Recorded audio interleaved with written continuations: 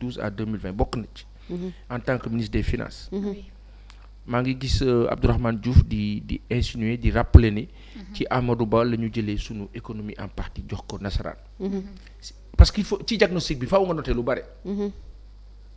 mais ci Amadou Ba la ñu amoon stabilité de prix. à noter en passant. oui loolu nañ ko bàyyi xel. c'est après Amadou Ba que les prix ont flambé. loolu tam nañ ko noter. mais au-delà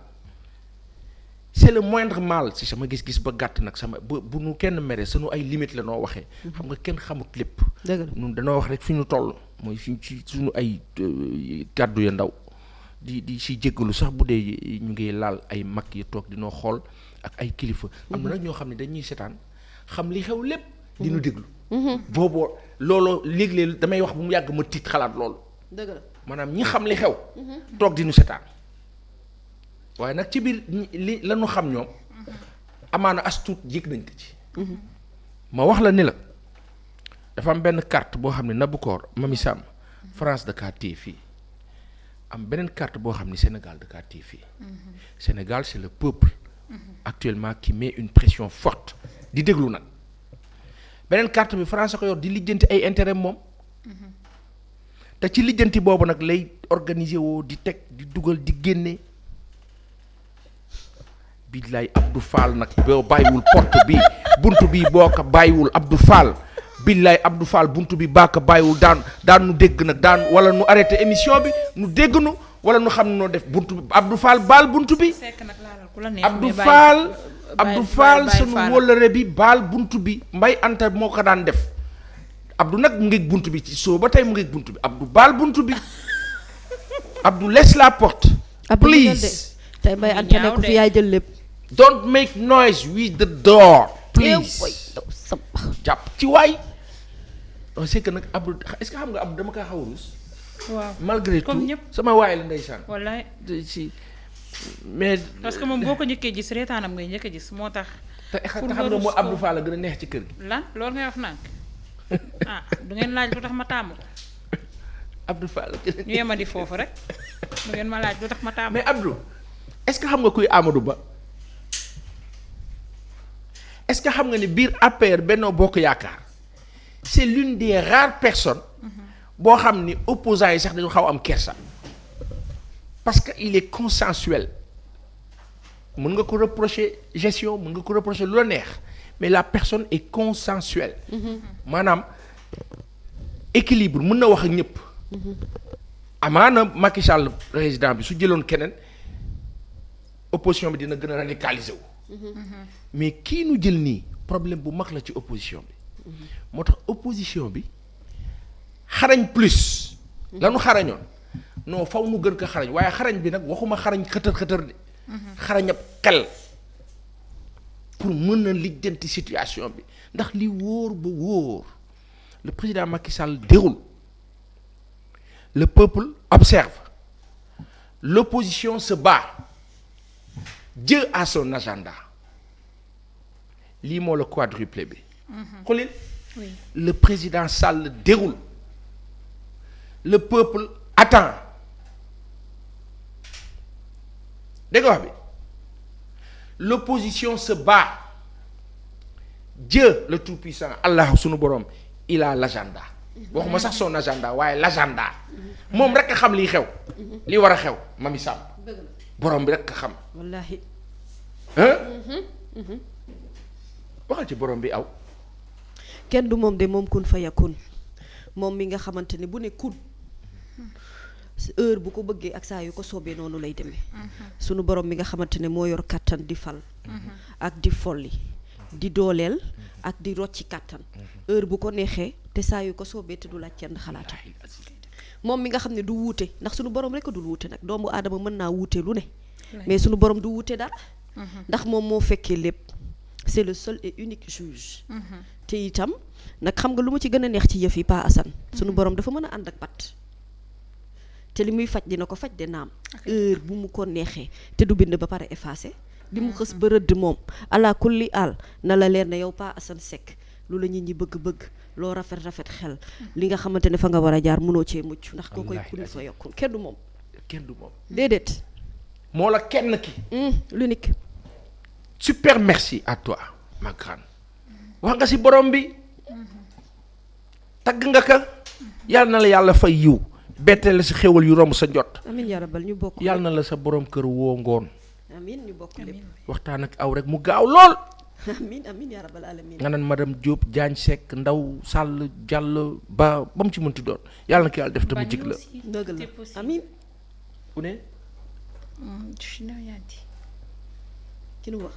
ku ne yeggali ci kun dama koy bañ a gaañ. yàlla na ko yàlla mottali amiin yaa rabbal alamin. defal la ko itam doom na bu koor amiin amiin amiin. defal ko ñëpp amiin ñu bokk. ma lay wax ne la kii di monsieur Ba Amadou il a du pain sur la planche c'est clair. parce que en 16 ou 17 mois loo deful ci 10 ans Mamy Samb pour nga def ko ci 16 17 mois mën na jafe waaye en 16 ou 17 mois Mamy Samb mën nga ci def lu baax dëgg la. nu waxante dëgg rek loo deful ci 10 ans bu fekkee ni metti na ci ñun ci li la fi dese ci sa mandat ci sa ay Mamy Samb mën nga see def lu baax lu ñuy tàccu dëgg la. président Abdou Diouf malgré 19 ans au pouvoir jàpp 20 ba élection ya amee ñu ne Abdoulaye Wade gagné na coow li bëri am ñenn ñu nekk biir parti socialiste daw di ko gis pour ne ko bul nangu ne ñàkk nga pour jaxase carte gi ñenn ña ba ñu demee di fëgg lii mag ñee ñu ko wax ba ñu demee di fëgg pour dugg ci bureau dañoo fekk président bi tëju kenn amul accès ci moom ndeysaan. moom kott ak boromam mu jël téléphone am woo ki nga xam ni moo di président Abdoulaye Wade acte boobu sénégalais yi mel ni musuñu am problème Abdou Diouf ñépp tàccu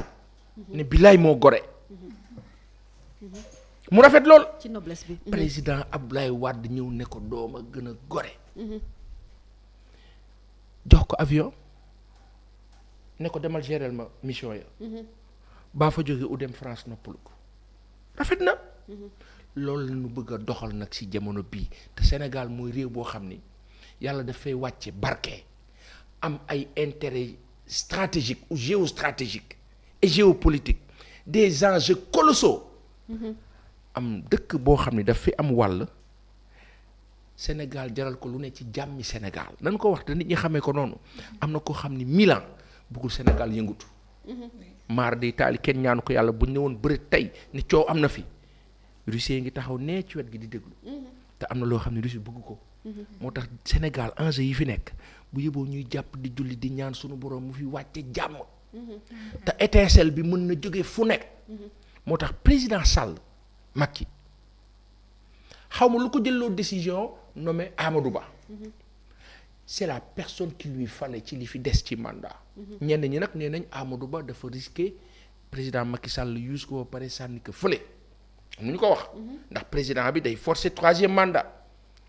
ndax moo tax mu indi Ismaïla Madior indiwaat Badio Camara conseil constitutionnel waaye dama la wax sànq ne la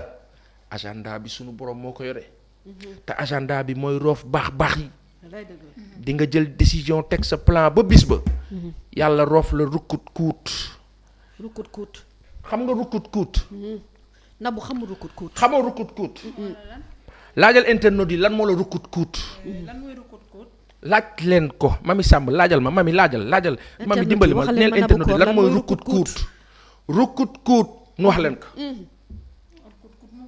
laaj leen man lii ñii lan moo la rukkut kuut internet yi dinañ la ko wax internet yi rek masha Allah rukkut kuut ñu ngi ci de ñu ne lan ñu ne rukkut kuut mooy lan je sais pas encore xamaguma lu ñu wax internet yi xamuñu ko kon xamuñu lan moo la yàlla ji roof la rukkut kuut est-ce que kon doo leen ko waxaale benn yoon ñu ngi dafa mel ni maanaam ñoom ñoo bokk jàngoor yéen internet yi xamu leen lan moo la rukkut kuut nga teg sa plan yàlla ji roof la rukkut kuut Mamy Samb waaw ma wax leen ko waxal rukkut kuut moo la taxaw par force yàlla nay jàmm mi déggoo ma de nga teg sa plan yàlla roof la rukkut kuut nga taxaw yàlla na yàlla defal jàmm président bi ak ñi mu àndal roof leen baax ba rukkut kuut du leen dal ndax réew mi damaa toog biir Touba màggalu Touba di waxtaan ak kilifa bu mag mu ne ma leen de naa la ko xamal ndeysaan xam nga Touba dañoo nuroo kàddu kàllaama leen de naan Papa Sa len de dana ma la ko xamal réew mi suñu réew mi ku fi nar naka sudul noonu yow yaay dem abal nu akay dëgg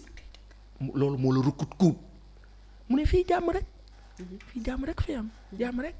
kaka fi nar a def rek dem yàlla na yàlla roof baax kilifa yi ba nga dox si li réew mi soxla Mamy Samb ba moytu rukkut fi kuut maa chuté temps ba moytu rukkut kuut parce que rukkut kuut dafa metti bala dalee rek nga xam ni borom bi am na le président Macky Sall na bàyyi Amadou Ba bi mu fal foofu laay chuté Mamy Samb nga jël na bàyyi Amadou Ba bi mu def premier ministre mu liggéey conséquemment et très sincèrement am na kenn koo xam ni am naa yaakaar ci moom tamit malgré les désaccords qu'on a à l'endroit de ce régime là mooy Yoro Dia oui nomination bu bett ñu sunu xarit boobu gis naa ko mu jël position bu yàggul contre opposition bi ci assemblée position boo xam ne ànduma ceeg moom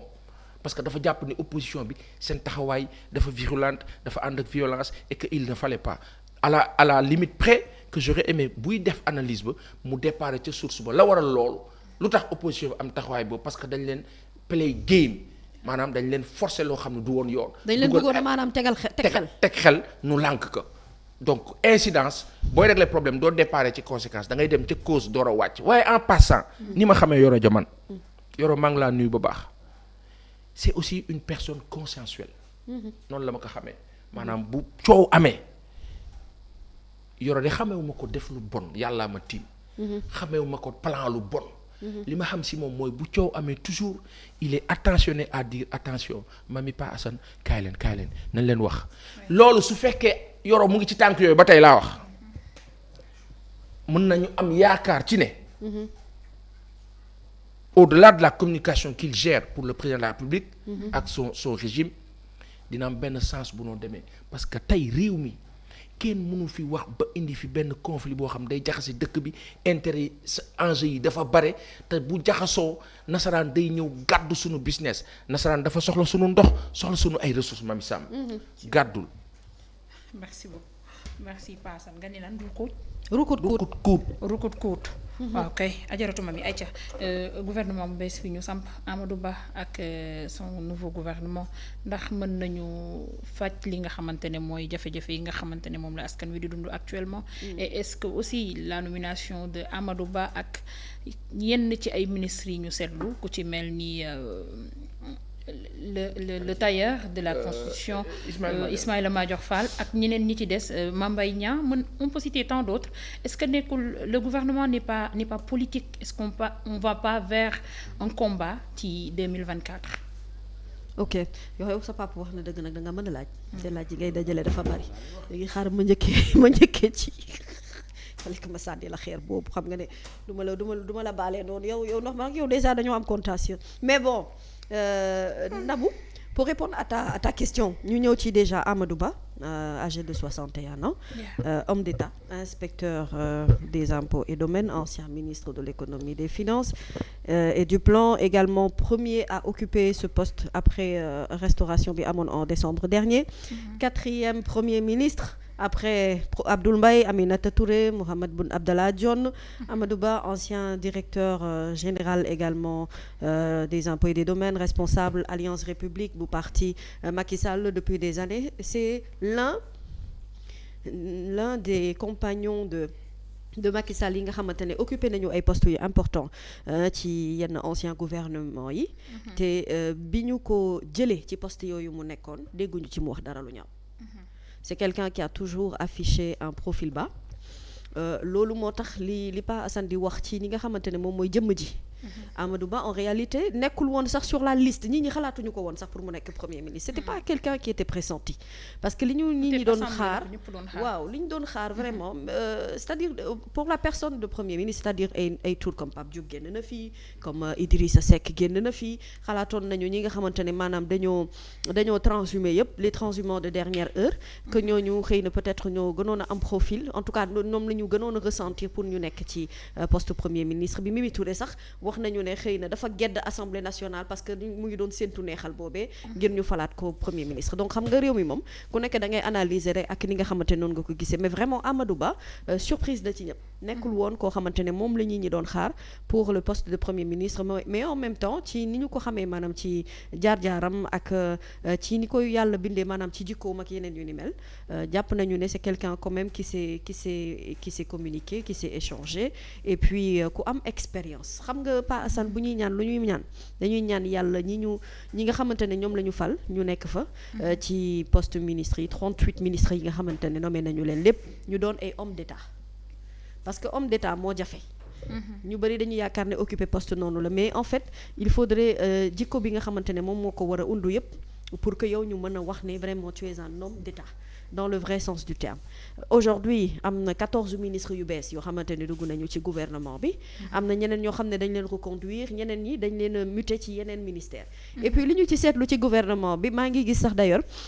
fan yi yëpp xam nga sénégalais moom kenn mënu fi stressé ci jàmm ni ñu koy waxee. Nee nañu léegi pour takk wujju moom soxlatul sax léegi ngay wax ko épouse, da ngay wax femme auprès de la première dame. waaw comme ni mu amee ay ministre auprès du ministre, xam nga loolu itam lu bees la ci gouvernement bi loo xam ne loolu tamit dinañ ci ñëw, loolu tamit kaala il faut nañ ñu ko traité ci ko. voilà te seetlu nañ ko ci, xëy na peut-être mën na am utilité ou pas, mais li nga xamante ne seetlu nañu ko, mais vraiment am na moom beneen tactique boo xamante ne utiliser na ko. Maintenant Amadou Ba li koy dimbali moom, li koy aider mooy gouvernement bi nga xam ne moom lañ fi teg pardon ngeen baal ma, mooy ñu doon ñoo xamante ne ay liggéeykat la ñuy doon, et que liñ leen dénk ñu jëm ci góorgóorlu ci li leen dese. Parce que ñoom fu mu nekk nii leen desee bëreetul, quoi qu'on puisse dire.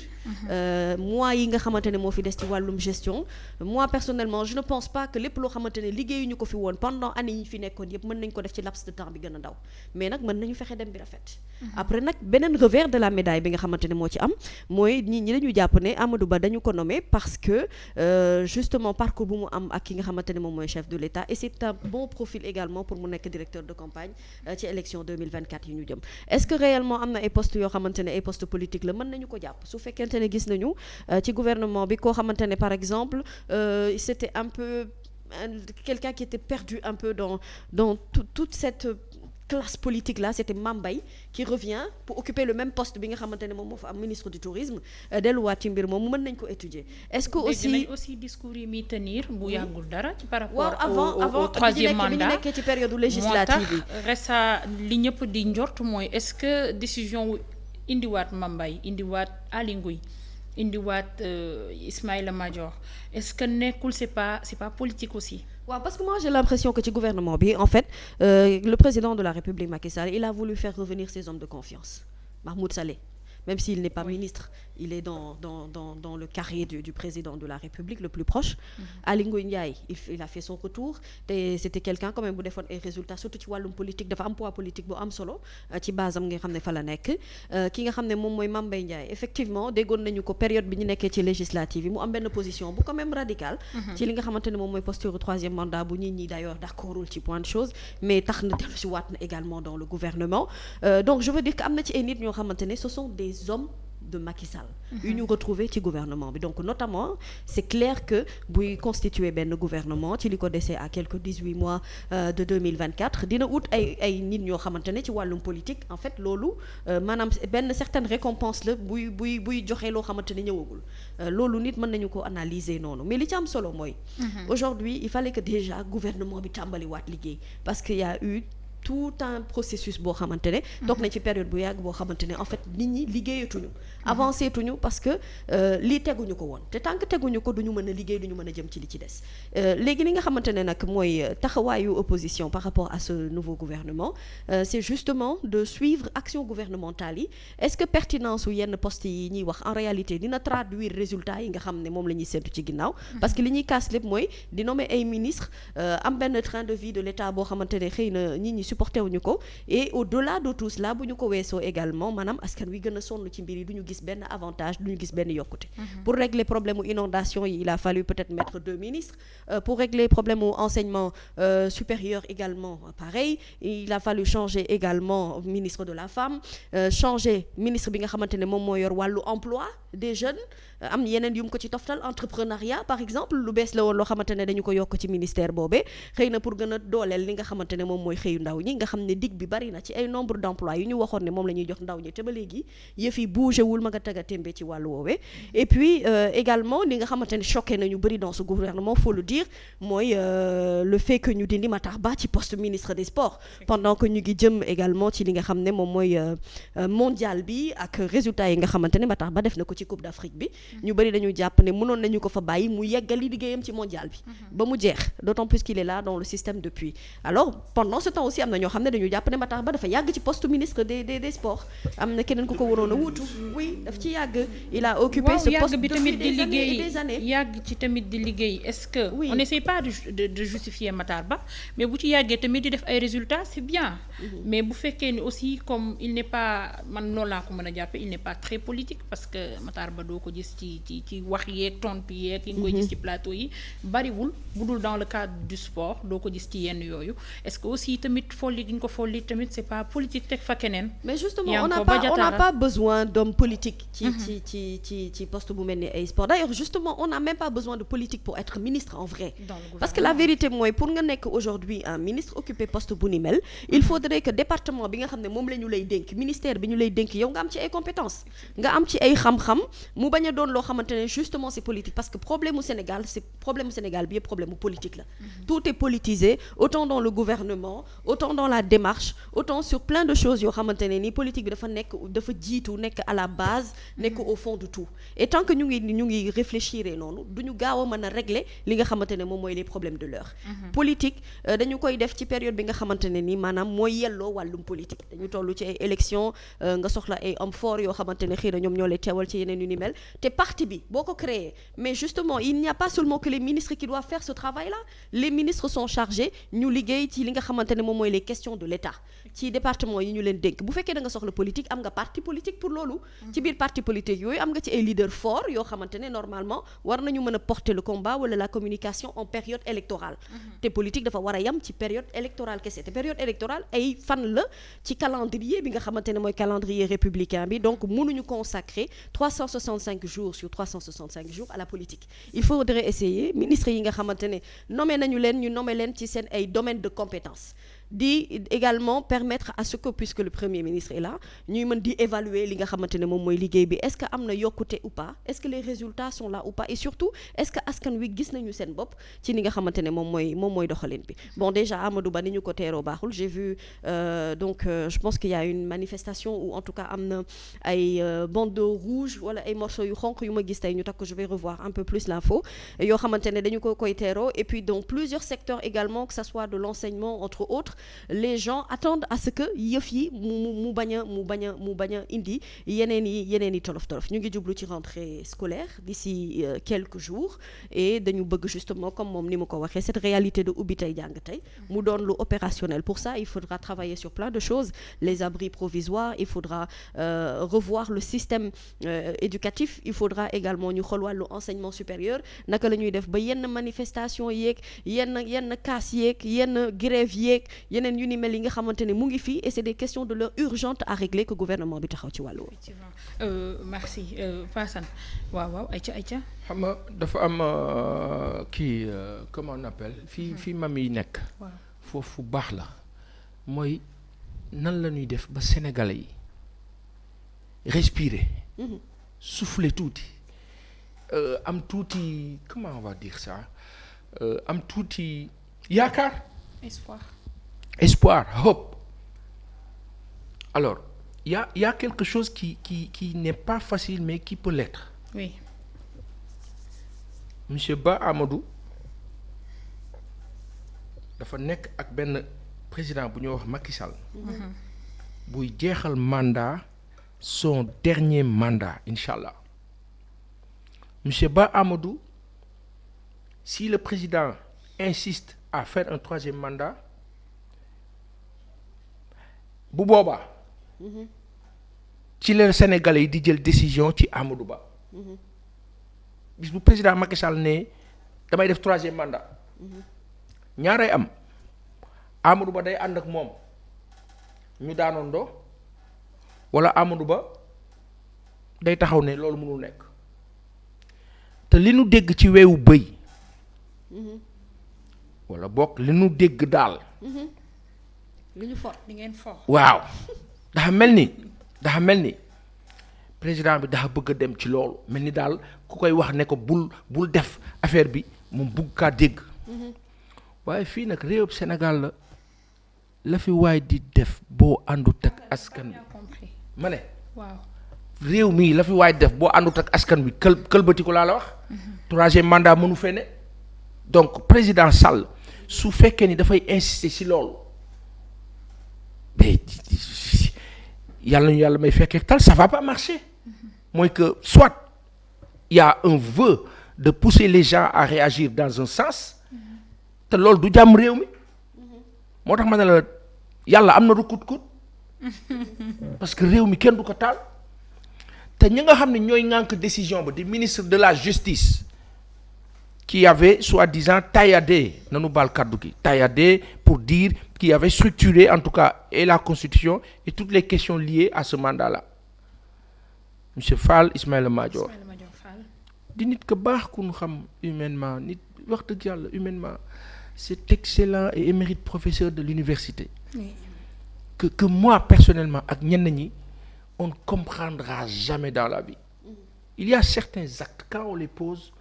nit ñi dañuy am problème et Ismaïla Madior en fait partie comme tant d'autres d'ailleurs mais may wax benn affaire bu simple bu compliqué wul monsieur Ba Amadou su fekkee ni dafa am ay ambition à venir Mamy Samb il lui faudra être un dur pour faire face si jamais c'est le cas au président Sall sinon ñoom ñaar ñu àndandoo te xaraa dama yaakaar ni monsieur Ba Amadou du ñëw di sacrifier boppam ci période bi donc aujourd'hui qu'est-ce qu'il doit faire mooy travailler sur la logique bi sénégalais yëpp di xaar wax nga fi sànq ñi kaa xaar ci brassard rouge ak ya sa des muy œuvrer dans ce sens-là maanaam limiter les dégâts. ak problème yi fi fekk sax. ak yi nga fi fekk. waaw parce que dafa hérité quand même d'un mais d'un pays boo xamante ne tout le monde est au rouge. sauf que objectivement. oui loo xam ne bu nu toogoon ak moom léegi nii tamit noonu la nga ko waxee. mooy que il a fait partie de cette gestion de 2012 à maintenant léegi nag il va falloir que lui ayant fait partie. mu rectifier le tir par rapport à sax ses ambitions personnelles rectifier le tir pour que nit ñi mën a am un avis favorable vis-à-vis de sa personne en passant mais l'essentiel en tout cas au-delà de ses ambitions et autres il y a les ambitions du Sénégal Nabou Cor Mamy Samb les ambitions du Sénégal priment sur tout ñun ñëpp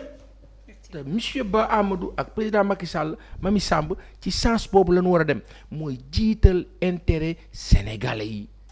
jéem a dox ci intérêt sénégalais yi lijjanti intérêt sénégalais yi la masse et la masse veut quoi elle veut juste vivre décemment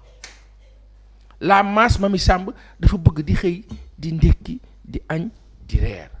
di déplacé wu quand les priorités état bi teg ko à gauche di dox ci leneen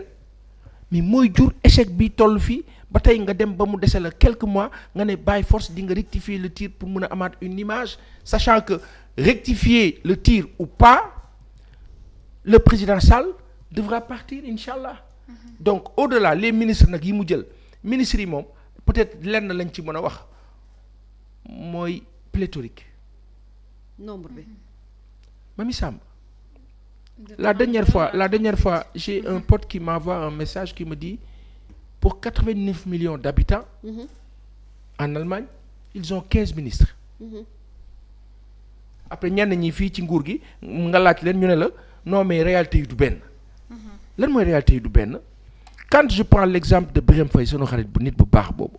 nga jël ko rattaché ko à Antoine Diome pour plus de proximité on ne comprend pas c'est-à-dire presque des ministères doublés c'est comme si bëgguma wàcce kii xaaral ma teg kii on crée des postes pour peut-être je ne sais alors que par contre kooku mënoon na nekk directeur général tout simplement yeah. c'est comme quelque chose qu'on a reproché à notre président sunu baay bi sunu maam bi Abdoulaye Wade au temps xam nga Abdoulaye Wade mooy nit boo xam ni ci président yi fi jaar yëpp jàpp naa ne moo ci gën a am cette fibre sénégalaise là maanaam naa defar sénégalais yi naa leen defal lu baax quand il parlait de milliardaires qu'il aurait fait xol bu yaatu la loolu d'autres auraient fait des savants parce que option la un Cheikh Anta Diop aurait beaucoup plus travaillé sur la formation de chaque Sénégalais pour qu'il soit sachant et savant Wade a travaillé sur peut-être des personnes yoo xam ni ñoom li leen Wade defal ci teraanga bu ñu delloon teraanga boobu delloo ko sénégalais amaana mu tane. waaye yow ñu def la milliardaire nga rënk say milliards. te waroon ko investir ci dëkk bi. en passant. bon après si on prend le cas de sunu maam bi Ablaye Wade dafa ñëw fekk ay direction yu nekk ci ministère yi. nga xam ne doonuñu woon coûter dara mu génn leen def leen ay agence le budget de l'État yokku parce que agence ya malheureusement ci carcan politique loolu amandi na bokk na ci li yàqal Ablaye Wade dans un sens parce que coût yi dafa yéeg données yi changé le président Sall il vient il dit agence yi dafa bëri wàcce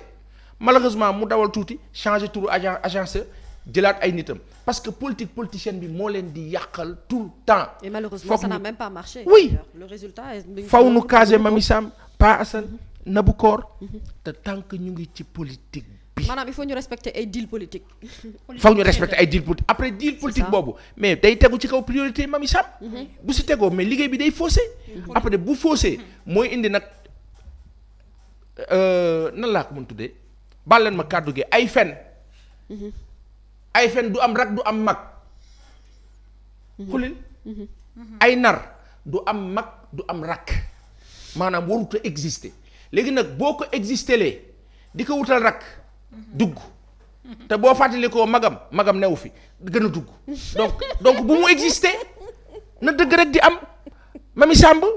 bu dëgg rek di am nga génn ci te li dal nguurab Sénégal Mamy Samb loogu la moo dal sunu nguur yi yëpp maanaam dañuy topp il faut que oui dégg naa waa Agnam ils sont contents oui non mais président maa fa nekk maa ko géré waa Agnam jékki-jékki ñoom Mamy Samb seen koñ ba dégg naa Mamy dafa am mbooloo nga lijjanti Mamy fekk Mamy mbooloo bayre la du mbooloo compétence nga nën meelu sa politique yàqu te bayre bi sax du yàgg nag. te bayre bi du yàgg. Samb jërëjëf sekk wallaahi. donc faw sunu nguur yi changer affaire bi fii faw ñu changer affaire bi fii. mindset. barki sëñ Bamba maa la wax lool yëgalil rek fi nga nekk a baax barki yent bi kaay ma wax la xam nga gis nga Pa Assane xam nga lu bon ci àdduna defantu métier day mokk. c'est des chaises métier dafa war a mokk rumbux fi nga nekk baax. waaw li ngay wax ma lay suivre nii. mindset bi. Mamy Samb mindset la ak entertainment. wallahi dëgg la. mindset ak entertainment. ku la xool xam ne bokk ak Babacar Diop dara de. mindset bi ak entertainment bi waaw loolu dëgg sekk yëkkali. Mamy Samb. Sénégal mooy réew bi gën a neex a defar ci àdduna bi Mamy Samb est-ce que xam nga Sénégal. waaye naqari na defar tamit. non xam nga lu tax mu neex a defar. Mamy Samb nit ñi may leen jàmm. ñaar la may leen jàmm wax leen dëgg. may leen jàmm wax leen dëgg nu fompal la say dàll la mais mënoo noo xañ dund. Mamy Samb xaw nga li xew ci réew mi yow xam nga li xew ci dëkk bi. te ma koy dund ni ñëpp wallahi xam naa ko wallahi sekk. Mamy Samb métti na. torop tar na torop moo tax kilifa bii di Ahmadou Ba yàlla nag yàlla kattanal. aujourd'hui il a aussi l'opportunité au-delà de toutes les difficultés de réussir quelque chose qui peut lui rendre service à jamais. yàlla nag si yàlla dimbali. mu nekk suñu avantage. xanaa xamoon ne Mamy Samb président Macky Sall li nu ko fi tege woon bu ci réussir lu bari. billaay sunu avantage la moo tax dañuy ñaan mu réussir que même bu dee on croit urbi orbi que loo deful ci 10 ans mënoo ko def ci 15 mois wala 17 mois wala 18 mois wante mën nga ci def loo xam dinañ ne ndeysaan bëggoon na waaye. jéem na au-delà de li mu jot a def yépp. waaw mais bu mënul jéem na lu bari aussi am na quelques yoo xamante ne mën na ko réaliser parce que boo xoolee ni 16 ou 18 mois et le tiers d'un mandat yu bari mën nañ ko ci teg aussi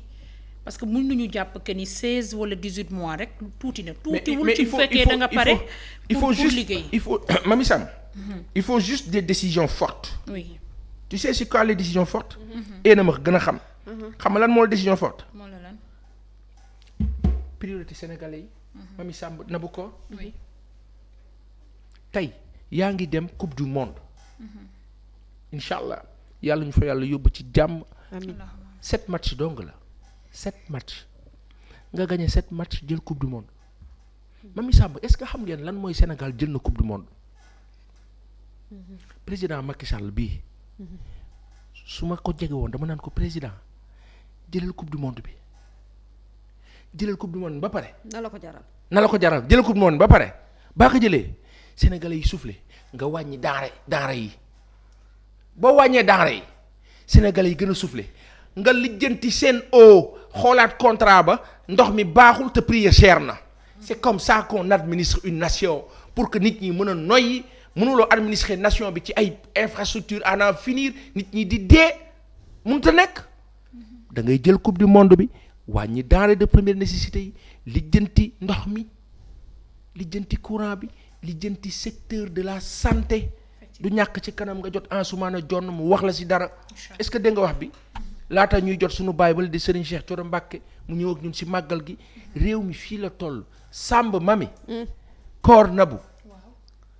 na président bi doxal dëgg bàyyi Amadou Ba mu gérer sincèrement laa la waxuma joxe bopp ro ci làmbiñ bàyyi ko mu gérer te président bi wàññi politicienne bi bàyyi affaire yi dox ànd ak sunu borom yàlla mooy bind mooy programmer moo appal président Macky Sall xamul ban jour la fiy jóge jàpp na nag moom la mu jàpp yor ay plan am borom bi moo yore agenda bi iman yàlla ñu yàlla defal jàmm. amiin yaa rabbal alamin. merci Paasan waaw ay ca leen de xam naa ko ci Paasan li muy wax nii mooy am na yenn secteur stratégique yi nga xamante ne yenn ministères yi nga xam ne seen liggéey tàmbali na moom ca instant ba ñu leen nommé ku ci mel ni Doudou Ka mi nga xamante ne moom la ñu dénk wàllu transport aérien ak développement kooku xam nga war na régler problème u AIBD déjà parce que fekk na ko fi loo xamante ne ni situation waaw koy bàyyi loolu lu mu war a régler la lu mu war a taxaw la parce que tout simplement c'est un problème boo xamante ne mu ngi ko fi bàyyi ci seen facture Senelec googee ñu kaas ko fi d'ailleurs ci 2A TV boobu ba tey question la boo xamante ne daf ci war a jublu au plus vite ki nga xamante ne par exemple moo yore Pape Malick Ndour mii nekk le nouveau ministre de la jeunesse te ñu toftal ko ci portefeuille benn entrepreneuriat ak emploi kooku itam liggéeyam dafa war a tàmbali dès maintenant kooku nag moo war a réfléchir à une stratégie buy permettre en fait ndaw ñi mën a am ay emploi et loolu c'est-à-dire que loolu intelligence la boo xamante ne moo ko war a diligenter ci ay actions yu ni bëri parce que nag vraiment ndaw ñi dans tous les cas promesse u emploi gëmatuñ ko. Mamy kooku bu liggéeyee rek résultat am 2024. non c'est que kooku waaw emploi ki yor emploi des jeunes ak entrepreneuriat justement bu gën a accès wu ci entrepreneuriat et ñu permettre également jeunes yi ñuy mën a am accès ci ay financement pour ñuy mën a liggéey bu boobaa d'accord xëy na peut-être dina mën a changer lu bari mais li wóor ba wóor mooy promesse d'emploi loolu moom ndaw ñi gëmatuñ ko ci gouvernement bii te ragal naa ne balaa ñu ko gëmi ci gouvernement bi ci topp itam dina mat xaarandi ku bëri c'est-à-dire il faut des résultats concrets yoo xamante ne gis nañ ne vraiment mu ngi permettre nit ñi ci wàllum travaux yii nañ ñu dimbali ba vraiment liggéey bi nga xamante ne sóobu nañ ko nii xaw ma BRT la xaw ma nañ ñu dimbali ba ñu yeggali tali yi nañ ko yeggali xam naa ne bokk na ci seen objectif et man jortu naa ne xëy na peut-être bokk na sax ci seen ay plan yoo xamante ne moom ci la ñu war a sukkandiku ci 2024 mais en attendant maanaam li nga xamante ne moom mooy situation bi ñu dugal dëkk bi inondation yi mbënd yi li ko gën a yokk doole bokk na ci tali yi nga xamante ne les routes ne sont pas praticables à Dakar il faudrait qu'on finisse et au plus vite mais vraiment et en réfléchissant s'il vous plaît ci li nga xamante ne moom moo jëm ci wàllu assainissement bi li nga xamante ne moom moo jëm ci wàllu évacuation des eaux de pluie li nga xamante ne moom mooy construction yi tali yi mu doon ay tali yu baax yu ñuy defar yoo xamante ne fii ak 2 ans doo dégg ne màbb na wala ñoo ngi koy tojaat wala danger am na ci benn koñ nañu fexe ba wàllu woowee ñu mën cee taxaw beneen bi nga xamante ne itam bëggoon naa ci ñëw mooy Annette Seck la qui est l'ex-directrice générale de la pharmacie nationale d'approvisionnement mi dugg ci ministre ñu jox ko sénégalais de l'extérieur waa ku yor approvisionnement moom ci pharmacie est-ce que boo ko joxee ministère de nu mu tudd sénégalais de l'extérieur loolu est-ce que am na ci xam-xam googee bien que xam nañ ne ami comment il s'appelle notre maman Aïssata Tall Sall elle est toujours là-bas c'est vrai mais je veux dire pertinence ou par exemple la nomination de Annette Seck moi me pose problème j'aurais compris par exemple que ñu rattaché ko ci Assome Diatta par exemple ministre de la santé moom nga xam ne mu ngi liggéey ci wàllum peut-être pharmacie ak yooyu loolu mooy liggéeyam munoon nañu ko jox ci wàllu woowee ci benn secteur surtout que pharmaciens yi aussi là parfois dañ leen di dégg xemes waa plutôt xemes voilà bal leen ma xemes ñu toftal ko ci ministère am auprès de xemes loolu mën naa ko comprendre parce que loolu yëpp santé lu jëm ci en tout cas moom ci njàngam ak li ñu wax ne loolu am xayma xëy na ci foofu la gënoon a pertinent et puis gis nga li jëm ci wàllu ministre du commerce bi également j'ai oublié son nom mi nga xamante ne moom la ñu fal je pense que ku bees la également bokk na ci 14 ministres yu bees yi nga xamante ne moom la ñu fal kooku itam am na liggéey parce que kooku itam liggéeyam war na ci taxaw dès maintenant ci li nga xamante ne moo jëm ci wàllu woowee ba ci wàllum consommation des Sénégalais aujourd'hui li ñuy kaas yëpp mooy la cherté de la vie il faudrait trouver un moyen boo xamante ne dinañu mën a appliquer les prix et les prix normaux dans les marchés mu am suivi ñu wàññi njëgu denrée yi fi nekk promouvoir li nga xamante ne moom la ñu am muy bay dundee gi fexe ba vraiment li nga xamante ne ñu mën a am benn autonomie alimentaire fii Sénégal ba duñu mën di dépendre wàññi li nga xam ne moo jëm ci wàllu importation yi di gën a favoriser ay exportation ci ñun li nga xamante ne mooy sunu ay matières yi ñu fort voilà mu ngi noonu loolu itam lu ñu war a taxaw la c'est-à-dire c'est des questions yoo xam ne urgentes enseignement supérieur dañ ci war a taxaw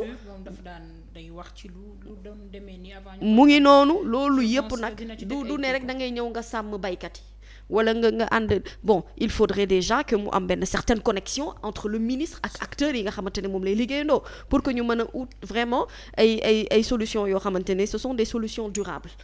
et on veut que li nga xamante ne moo des ci 18 mois yi li ñu doon ñaxtu yéen même bu fekkente ne lépp mënta dañ te gëw ma ne lépp mën naa dañ mais lu bëri mën a wàññeeku ba nga xamante ne xëy na peut-être keneen ki nga xamante ne mooy ñëw aw 2024 comme l'État est une continuité day wëyal li nga xamante ne moom mooy liggéey bi rek sans pour autant mu fekk fi loo xam ne ay plaie la ak ay problème yoo xamante ne dañuy gàññ bu ñëwee gën a am soxla te kooku balaa moo mën a liggéeyaat lenn luy war a mën a tax nit ñi ne ko wiiw bravo day fekk muy régler problème yi mu fi fekk ba pare te loolu retard la ci li nga xamante ne moom mooy évolution au Sénégal war nañ ko fekk ci benn point yóbbu ko ci beneen point les gens qu'il faut teg leen à la place qu'il faut comme surtout ki ñu invité woon tamu doon wax ci OGM Alpha buy wax ci agriculture da ngay xam ni moom mu ngi wax ci loo xamante ne maîtriser na ko te bu ñu ko woowee doomu Sénégal la te nee na pare na pour liggéey ak ku fi mënti nekk parce que lépp lu jëm ci loo xamante ne dafay tax sénégalais seen dundin gi gën a yomb te li ñuy dundee ñu koy bàyyee fii ci réew mi moom mën na cee taxaw bu ñu ko woowee ànd ak moom ci liggéey bi au fait ouvrir les portes ne pas aussi di woo rek ñi nga xamante ne ñooy militant wala ñi nga xamante ne ñoo la toppoon mu mel ni gâteau la Sénégal ku nekk di laaj paaram ne pas faire ça nañ ñu def de telle sorte que sénégalais bi nga xamante ne mu ngi fële di xool mu am compétence bi ñu indi ko de par ses compétences mais bañ ko indi parce que c'est un militant bañ a politiser li nga xamante ne mooy ce nouveau gouvernement Passane actuellement est-ce que l'herbe n'est pas coupée sous les présidentiables de l'APR bu ñu gisee la nomination de Aly Ngouille Ndiaye Amadou Ba ñoom ñëpp ñu doon njortu ni dañ doon xool lii di chaise président.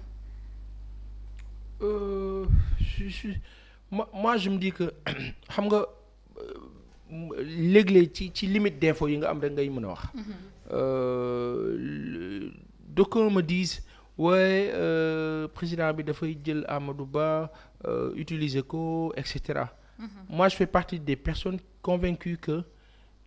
C'est pas le choix président baal ma de bilaay baal ma c'est pas le choix libre là soi-disant oui je vais le faire je prends la décision de parfois c'est imposé c'est Amadou Ba qui s'est imposé au président Sall contrairement à ce que beaucoup pensent soi-disant Amadou Ba ci son speech il a dit le président m'a appelé ce matin mais léeg-léeg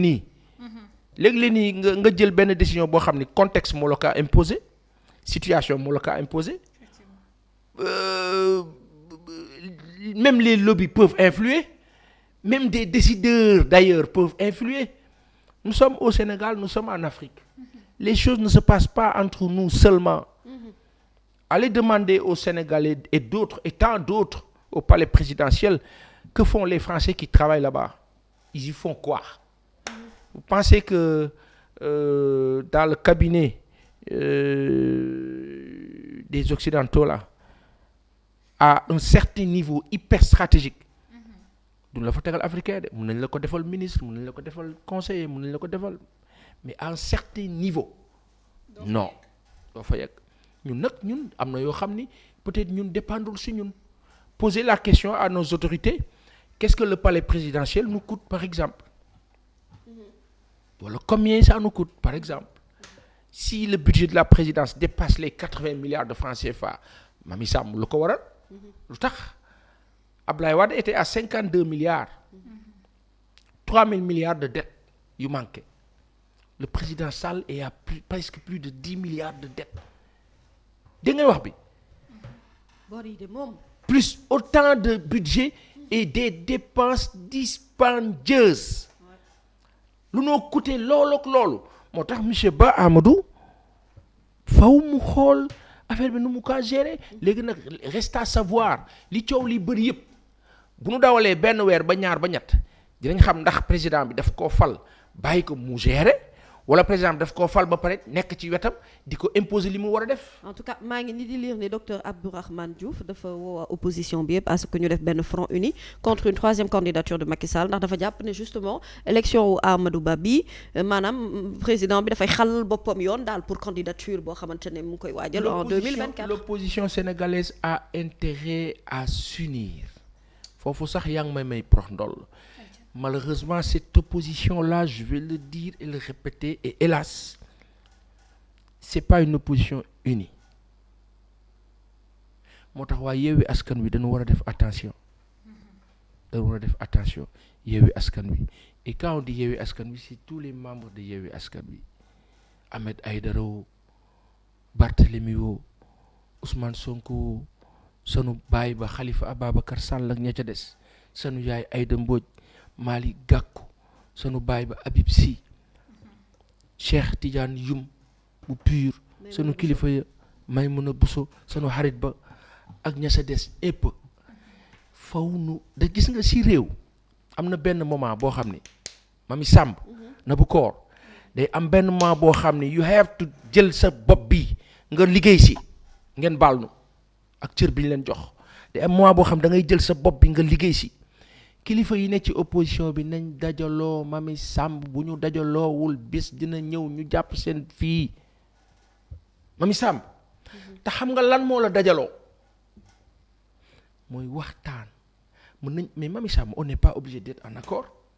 mën nañ bañ a d'accord mais nañu waxtaan bu nu kenn dégg. ànd bu ñuy d'accord tout le temps sax àndu naa fekk la nag. àndu naa fekk la bu nu kenn dégg. diggante démb ak bërki démb ak bërkaati démb ak bërki bërkaati dégg nañ fi lu ne concernant Ahmed Aïdara man ma am ma position bopp ñenn ñi dañuy foog ni position bi nga am opportunité la pour ne la bàyyil Ahmed da nga wax bi déglu baax ala ay ruubakat ñeneen ñi ne la boo ko tegee fii nga déglu leen nga ne way mën nañ mën am raison ah c'est vrai que Ahmed fu mu jëmee ba leerul nga teg ca beneen sens ba sauf que dañoo jàngal ne on lâche pas les amis quand c'est difficile dañu kaa jàngal yar ñu si te du tere entre amis nu waxante dëgg comme bu nu juumee ni nu kaa waxee ba keneen juumee noonu leen kaa waxee wante kan nu jàpp ne juum na day am bénéfice du doute ba keroog muy wax nu dégg moo tax Ahmed faw mu wax ak sénégalais yi nu dégg dégg nga wax en passant parce que des mooy biir Yewwi Askan Wi laay wax ne kilifa ya fa ne kilifa nag danga kaa doon umat ka dégg nga wax kilifa danga kaa doon umat ka biir Yewwi Askan Wi gars yi doxal leen dëgg seen biir bu dul loolu président Macky Sall dina dox ci seen kaw te bu doxee seen kaw yàlla seede na yàlla ñu yàlla may fekkee tal bis bu ngeen sàgganee ba mu dox seen kaw bis buy dox seen kaw sénégalais yi fa socc la ñuy yor socc parce que sénégalais yi am nañ fulla bu toll ni kenn du leen fatt na Yewwi Askan Wi bu ngeen jubóowul seen biir déggoo waxtaan seen biir parce que yéen a woote ba nit ñi am yaakaar ci yéen Abdourahmane Diouf loolu mu def rafet na il faut qu'il s'organise pour un leadership probant boo xam ni dañuy déggoo ci kàddu mën ngeen bañ a juboo ci biir waaye finaliser leen pour am benn kàddu parce que moom ngeen def ba gagné ay local gagné législative ba am 80 députés ak lu teg kon lan ngeen war a def di ngeen ñëw ba fi nga xam ni fa la nit ñi gën a am yaakaar ngeen di ko yàq ñenn ñi ne Ahmed moo ko yàq parce que ñenn ñi ne non Barthélémy ak Ahmed yëpp dañu waroon nangu candidat wu wàllu Lamine Thiam parce que moo leen ëpp expérience ci affaire moo leen mag waa Yewwi ne ñoom ñoo ëppale ay député waa Walloog ña ca des ñëpp a waroon nangu candidature Yewwi te bu nu waxantee dëgg te yàlla rek tax lii waa sama bokk PDS sama dama ci am ay xarit Aïda maa ngi laa nuyu ak sunu am di jàmm yi dañ ma ne non xam nga maa ngi nuyu Nafi Diallo tamit sama xarit non xam nga aussi ñun parti bu mag la ñu et cetera oui l'un des plus grands partis politiques sinon le plus grand parti politique de ce pays s'appelle le Parti démocratique sénégalais waaye réalité plus maintenant de waaw foofu laa jëm léegi réalité ci contexte bi tegal Ousmane Sonko teg Parti démocratique sénégalais loolu réalité la Mamy Samb est-ce que nit mën naa bañ loolu c'est impossible baa ko bañ a doon la yàlla xam doy na baa nekkee ci position statut da nga nangu statut ba nangu position ba nangu ne lii moo la réalité bi allez poser la question à plein de jeunes quand bien même le Parti démocratique sénégalais a plein de militants mais au-delà élection locale yi passé le Parti démocratique sénégalais la mu amoon ci ay département dafa wàññeeku avant intercoalition bi waroon na exister wul ba ñu jógee local la intercoalition bi exister ngeen ñëw législative kon pesé ngeen waaw bu ñu ñëwee ba fii war a dem assemblée alpha ou bêta Yewwi Wallu toog leen ak sunu baay bi sunu maam bi président Abdoulaye Wade moo la mag ngeen fekki ko toog ak moom tëjoog moom mu metti lool waaye ngeen tëju rek